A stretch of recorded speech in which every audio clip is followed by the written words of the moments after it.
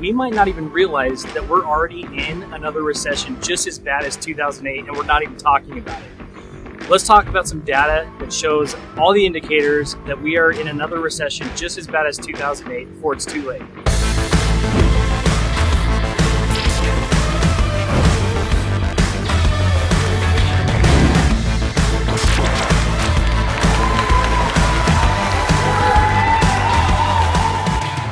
Real quick, obviously I'm not a personal finance advisor, but there's common sense in all of the financial advisory world.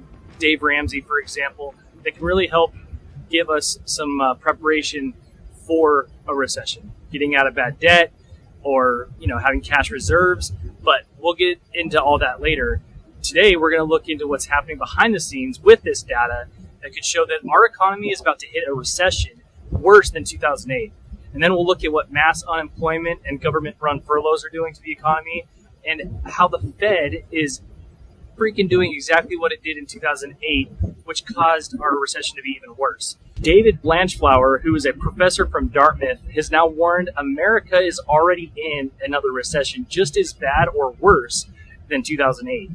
He co-wrote an essay with Alex Bryson from University College of London, but the main argument was that every time there has been a financial tightening or a mass recession, it has been foreshadowed by a 10-point drop in the consumer index reports. Now look at all these different reports and see if that's not exactly happening right now. This University of Michigan graph shows consumer sentiment. Look at that huge drop off after COVID first struck. But then, even scarier, check out this new steep drop that is literally happening right now. This consumer confidence index graphic by the Conference Board shows basically the same thing, confirming a recession is likely in progress. We also need to understand what the Fed did to not increase money supply and the monetary velocity before the 2008 recession. And that was when Janet Yellen, we remember her from the last video, the $600 transaction threshold Karen that we talked about in the previous video, when she was the head of the Fed in 2008, same problems, same person at the helm. So we need to understand what the Fed did back then to make the problems worse and how they're doing it currently right now. Take a look at this. Yellen and the Fed actually passively tightened monetary policy by allowing the dollar spending to fall. When this tightening happens, like it's starting to based on these numbers that we're seeing, the Fed could help by adjusting the expected path of monetary policy. This is kind of in depth, and to understand more, check out this link to the explanation in the descriptions. Blanchflower and Bryson's paper ended with a caveat that, of course, this all could be wrong, but we cannot do what we did in 2007 and just completely ignore this data.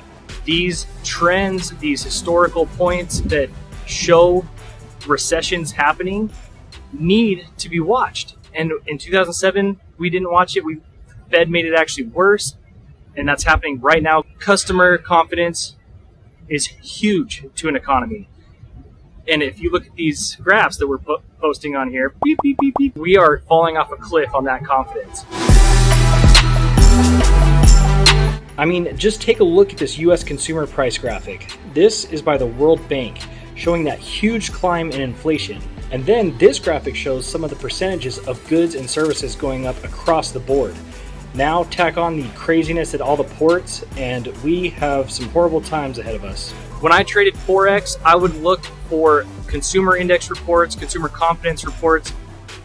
If a country's currency was falling off a cliff like this, that would be a trade I would hop in any moment. I mean, if we look at the store shelves right now and people are talking about kids won't have toys for Christmas or not being able to gather for holiday events, obviously these things really help our economy. And if we don't have that to look forward to this holiday season, disasters could be waiting for us. Obviously, the stock market won't go down to zero. If it did, we'd have a lot worse problems to be talking about. But still, give me your thoughts on how you think the Biden administration is handling our economy. Do you regret voting for Biden if you did? And do you think things are going well? Scary stuff going on, but we will get there together. We will hold these people accountable, and hope you all are having a great day. Love you.